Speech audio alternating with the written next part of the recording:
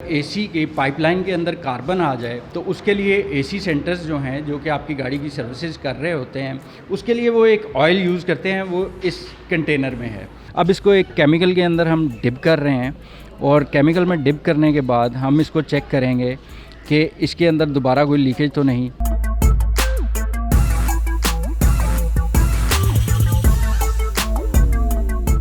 Urdu point की videos देखने के लिए हमारा चैनल सब्सक्राइब कीजिए और बेल के आइकन पर क्लिक कीजिए ताकि आप हमारी तमाम आने वाली वीडियो से बाखबर रह सकें। अस्सलाम वालेकुम व्यूअर्स, आप देख रहे हैं उर्दू पॉइंट और मैं हूं राना उमर। एसी गाड़ी का किस तरीके से काम करता है, उसमें कौन कौन से कंपोनेंट होते हैं और गर्मियों के अंदर गाड़ी के एसी की बेहतरीन कारकर्दगी के लिए हमें क्या करना चाहिए, हम आपको लेके चलते हैं उस जगह पर जहां पर आपको मेयारी एसी का काम और उसके कंपोनेंट्स जेन्युइन तमाम चीज़ें अवेलेबल हैं। इस मकसद के लिए आज हम पहुंचे हैं लाहौर में मौजूद अहमद कार एसी के ऊपर। सो व्यूअर्स, इस वक्त हम आपको बता रहे हैं कि ये एसी सिस्टम काम कैसे करता है। आपके सामने ये पूरा एक सिस्टम है जिसके ऊपर आपको कंडेंसर, कंप्रेसर, इसकी ड्रायर बोतल यानी जो फ़िल्टर बोतल है वो भी आपको नज़र आ रही होगी, वेपोरेटर भी है, फिर एक्सपेंशन वाल्व भी है।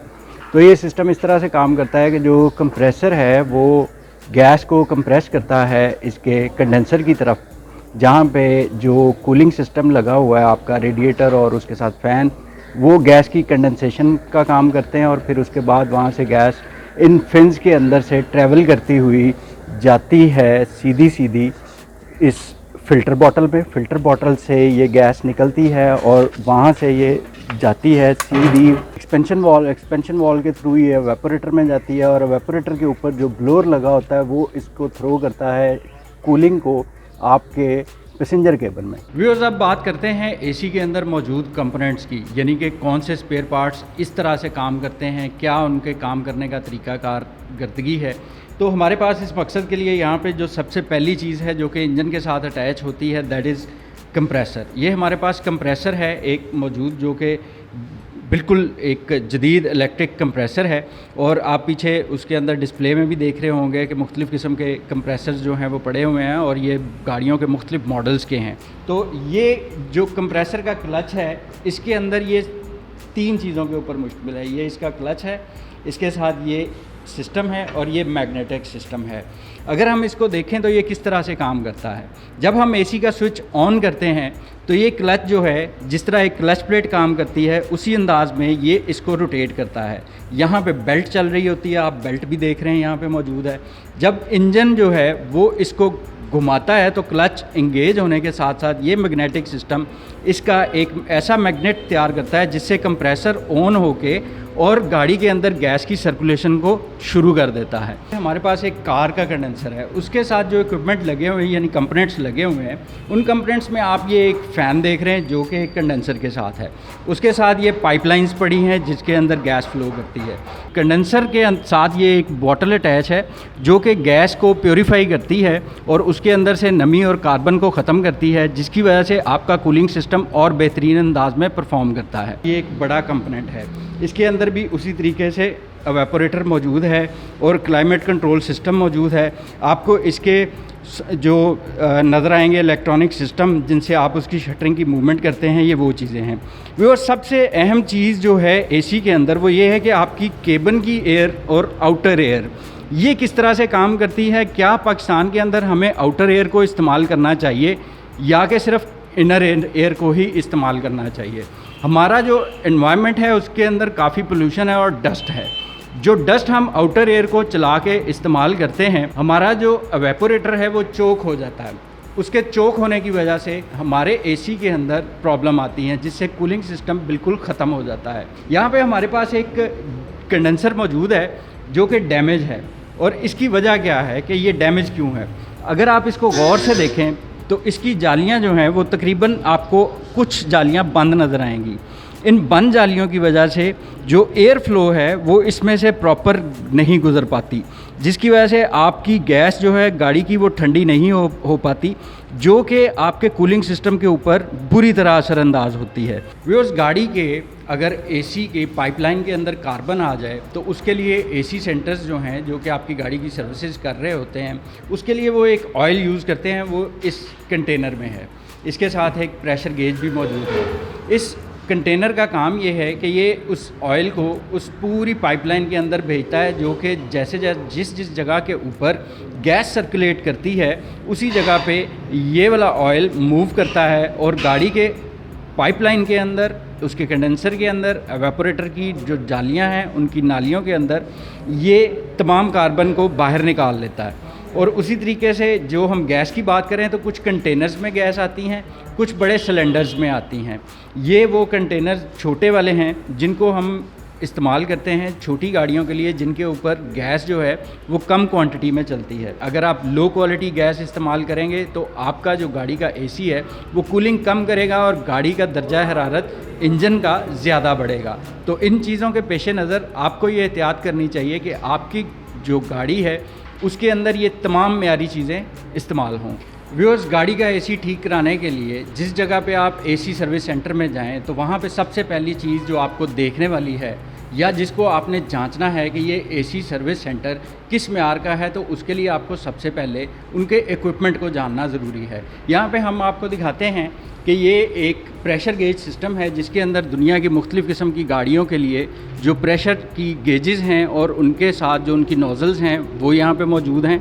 और उसके साथ साथ आप अगर आगे देखें तो इनके साथ आपको मुख्तलिफ़ किस्म के पुलर्स नज़र आएंगे जो कि एसी के इक्विपमेंट के अंदर या एसी के कंपोनेंट्स के अंदर बेरिंग्स और मुख्तलिफ़ किस्म की सॉकेट्स को निकालने के काम आते हैं। और उसके साथ ये प्रेशर गेजेस और नोज़ल्स जो हैं इनको वो डिज़ाइन करते हैं हर किस्म के पाइप सिस्टम के साथ। तो ये तमाम चीज़ें अगर किसी जगह पे मौजूद हों तो आपको उसके गाड़ियों के काम करने का, यानी कि एसी को मुकम्मल ठीक करने के लिए जो इक्विपमेंट है वो आपको उनकी क्वालिटी और मेयार की एक निशानदेही करता है कि यहाँ पे बेहतरीन काम होता है। इसी तरह से नीचे आपको कुछ पुलर्स नज़र आ रहे हैं और ये भी इसी मकसद के लिए रखे गए हैं कि जो जदीद तरीन गाड़ियाँ हैं उनके अंदर आपको ये तमाम चीज़ें जो हैं वो जिस सेंटर में दस्तयाब होंगी वही कामयाब तरीके से और बेहतरीन क्वालिटी का काम करता है। आगे हमारे पास पाइप बेंडर्स का एक सिस्टम है जो कि बिल्कुल ही एक नायाब चीज़ है जो बहुत कम देखने में मिलता है एसी के सर्विस सेंटर्स के ऊपर। और इसी तरीके से आगे ये हमारे पास लीक डिटेक्टर एक इक्विपमेंट है जिसके अंदर लेज़र लाइट और उसके साथ उसके ग्लासेस हैं। अगर हम ग्लासेस पहन के ये लेज़र लाइट उसके ऊपर मारें तो इस लेज़र लाइट की मदद से हमें गैस की लीकेज जो है वो डिटेक्ट हो जाती है। और आगे इसी तरह से ये सॉकेट सिस्टम है जो कि मौजूद पाकिस्तान के अंदर तमाम गाड़ियों के लिए है। और ये सिस्टम इसलिए रखा जाता है ताकि जो भी इक्विपमेंट जिस जगह पे इस्तेमाल होना हो उसी काम के लिए इन सॉकेट्स को इस्तेमाल किया जाए। और ये सॉकेट्स जो हैं ये बहुत कम जगह पे देखने पे मिलती हैं। और नीचे भी इसी तरीके से इनके पास जदीद तरीन पुलर्स मौजूद हैं और ये काम सिर्फ़ और सिर्फ आपको स्पेशल सर्विस टूल की मदद से किया जाता है जो कि हम आपको इस वक्त दिखा रहे हैं। व्यूअर्स, ये इस वक्त हम एक अदद जो कंडेंसर है उसको प्रेशर दे के चेक करने लगे हैं कि उसमें किसी किस्म की लीकेज तो नहीं है। तो ये एक रिकवरी मशीन गैस की है और उसके साथ प्रेशर गेजेस अटैच करके तो हम ये देखना चाह रहे हैं कि ये कंडेंसर जो है कहाँ से लीक है। इसका हमने गेज के ऊपर प्रेशर दे दिया है। अब हम इसको डिप करेंगे पानी में और ये चेक करने की कोशिश करेंगे कि ये कितना जो है इसके अंदर लीकेज है। इसकी जो लीकेज है वो चेक करने लगे हैं इसको प्रेशर देने के बाद। एयर प्रेशर जो है वो इसमें दिया जा चुका है। अब आपको यहाँ पे नज़र आ रहे होंगे मुख्तलिफ़ किस्म के बबल्स। अब इसको चेक करेंगे कि ये कहाँ से लीक है। जिस जगह से ये लीकेज होगी वहाँ पे एयर के बबल बनने शुरू हो जाएंगे और पानी में हमें वाज़े हो जाएगा। इसमें हमें कोई लीकेज का एलिमेंट नज़र नहीं आया, कोई बबल नहीं है इसने दिए। तो अब हम इसको करेंगे वॉश। अब इसको एक केमिकल के अंदर हम डिप कर रहे हैं और केमिकल में डिप करने के बाद हम इसको चेक करेंगे कि इसके अंदर दोबारा कोई लीकेज तो नहीं। लीकेज वैसे हमें कोई नज़र नहीं आई, मगर अब हम इसको सिर्फ वॉश करेंगे।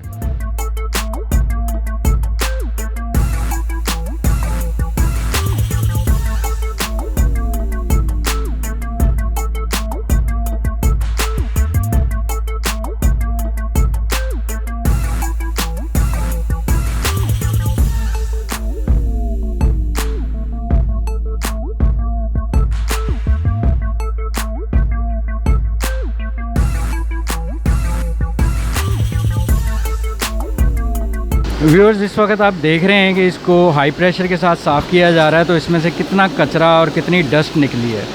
और यही वो वजूहात हैं जिनकी वजह से आपका कूलिंग सिस्टम बिल्कुल काम नहीं करता। तो लिहाजा जब भी आप गाड़ी सर्विस करवाने जाएं तो अपने कंडेंसर और रेडिएटर को लाजमी सर्विस करवाएं, और इसी तरीके से सर्विस करवाएं हाई प्रेशर के ऊपर, ताकि उसमें से डस्ट निकले और आपके इंजन का जो कूलिंग सिस्टम है और गाड़ी के एयर कंडीशनिंग सिस्टम प्रॉपर काम कर सकें। ये व्यूअर्स हमारे पास जो एवेपोरेटर है इसको भी उसी तरीके से हम प्रोसेस में से गुजारेंगे जिस तरीके से अभी आपने कंडेंसर को देखा। अभी आपने देखा कि हमने एसी का एवेपोरेटर जो है और उसका जो कंडेंसर है उसको हमने साफ़ किया। साफ़ करने के बाद उसकी फ़िटिंग की, फ़िटिंग करने के बाद उसका ड्रायर बोतल जो आपको दिखाई गई थी उसको तब्दील किया, और तब्दीली के बाद इन तमाम कंपोनेंट्स को जो है वो हमने गाड़ी में फ़िट कर दिया। फ़िट करने के बाद उसका प्रोसेस जो है अगला वो है गैस चार्जिंग। गैस चार्जिंग के लिए आपको गाड़ी के रिपेयर मैनुअल के अंदर दी गई चीज़ें हैं उनके मुताबिक आपको चलना पड़ता है। जो इसकी रिपेयर मैनुअल है उसके मुताबिक जितने केजी की या जितने ग्राम की इसके अंदर गैस रिक्वायर्ड होती है वो चार्ज की जाती है, और चार्ज करने के बाद उसकी कूलिंग देखी जाती है थर्मोमीटर के साथ। अगर उसमें क्लाइमेट कंट्रोल सिस्टम मौजूद हो तो हम उस क्लाइमेट कंट्रोल सिस्टम को मुख्तलिफ जो उसके थर्मोस्टैट्स होते हैं उनके ऊपर रख के गाड़ी को चेक करते हैं। हमारे पास ये गाड़ी मौजूद है, इसमें हम गैस चार्ज कर चुके हैं और इसका प्रेशर जो है वो देख रहे हैं, कहीं पे लीकेज या कोई चीज़ तो नहीं है ऐसी। तो ये तमाम चीज़ें जो हैं वो हम कर रहे होते हैं इस मशीन की मदद से, जिसको हम गैस रिकवरी मशीन और रीफिलिंग मशीन के तौर पे भी जानते हैं।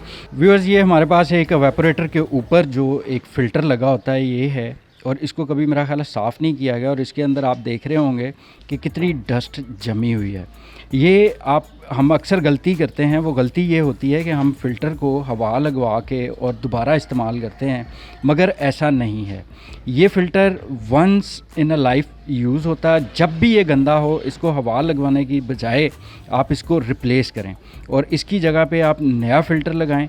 ये इस वक्त मेरे पास एक बिल्कुल नया फ़िल्टर है, और इस फ़िल्टर को देखें तो और इस फ़िल्टर को देखें तो इन दोनों के अंदर कितना फ़र्क है।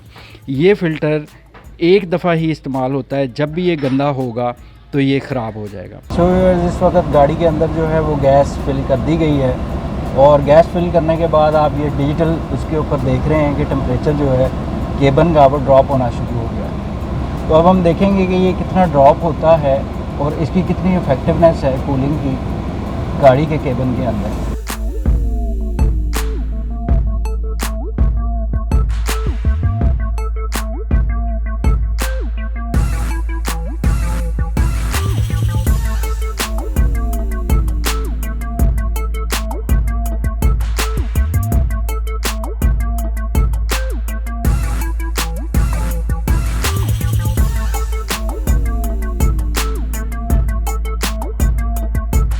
सो व्यूअर्स, इस वक्त हमारे साथ इखलाक साहब जो कि CEO हैं यहाँ के अहमद कार एसी सेंटर के, वो मौजूद हैं। तो हमारा जो आखिरी सवाल था कि कौन सी एहतियाती तदाबीर हमें करनी चाहिए जिनसे हमारा एसी सिस्टम जो है वो बेहतरीन चले, वो इनसे पूछते हैं। जी, एसी के सिस्टम के लिए हमें 2-3 चीज़ों का बहुत ज़्यादा ख्याल रखना पड़ता है। सबसे पहले तो हमें अपनी गाड़ी के जो मैड हैं चारों, उन पे बहुत ज़्यादा तवज्जो देनी चाहिए और बिल्कुल साफ़ रखना चाहिए। ख़ास करके जो फ्रंट वाले 2 मैड हैं उन्हें हमें बहुत ज़्यादा साफ़ रखना चाहिए। गाड़ी के शीशों के बारे में बहुत ज़्यादा ख्याल रखना चाहिए, इनको हमेशा ऊपर रखना चाहिए, फ्रेश एयर से बचना चाहिए। हमारी पूरी कोशिश होनी चाहिए कि किसी तरह से भी मिट्टी जो है ना वो गाड़ी के अंदर ना आए। तीसरी चीज़ इसकी होती है कि हम इसे टाइम पे सर्विस करवाएं। जो एसी का फ़िल्टर है उसको भी चेंज करवाना ज़रूरी होता है। इन चीज़ों का अगर आप ख्याल रखते हैं तो इंशाल्लाह ताला आपका एसी एक तो लॉन्ग लाइफ चलेगा और बिल्कुल परफेक्ट रहेगा। गैस का जो अमल दखल है वो बहुत ज़्यादा है। जैसे हम कहते हैं, रिकमेंड करते हैं कि आप हमेशा जो पार्ट्स हैं वो जेन्युइन यूज़ करें, इसी तरह हम ये भी आपको ज़्यादा इस बात पे ज़ोर देंगे कि गैस जो है ना बिल्कुल 1 नंबर इस्तेमाल करनी चाहिए। इसमें जेंट्रॉन USA की बेहतरीन गैस है। और जो आपका दूसरा सवाल है कि गैस जो होती है, हल्की गैस या 2 नंबर गैस या चाइना मैना की गैस, वो आपके उस वक्त तो कूलिंग कर देगी फॉर द टाइम बीइंग। जब आप उसको 1-2 माह 3 माह 4 माह यूज़ करेंगे तो वो आपके पूरे सिस्टम को खा जाएगी। वो कार्बन पैदा करती है, कार्बन से पूरा सिस्टम आपका चोक हो जाता है, ब्लॉक हो जाता है। उससे ये होता है कि फिर गाड़ी का पूरा सिस्टम ही हमें चेंज करना पड़ता है। वो आपके लिए एक बहुत बड़ी प्रॉब्लम बन जाती है। आप कोशिश करें जहाँ से भी आप सर्विस के लिए जाएं, गैस फिलिंग के लिए जाएं, तो वहाँ आप कंफर्म कर लें कि गैस वो कौन सी यूज़ कर रहे हैं। मुझे उम्मीद है कि आपको ये तमाम मालूमात बेहतरीन अंदाज में मुयस्सर की गई हैं, और मैं उम्मीद करता हूँ कि आप हमारी वीडियोज़ को लाइक करेंगे और देखते रहेंगे।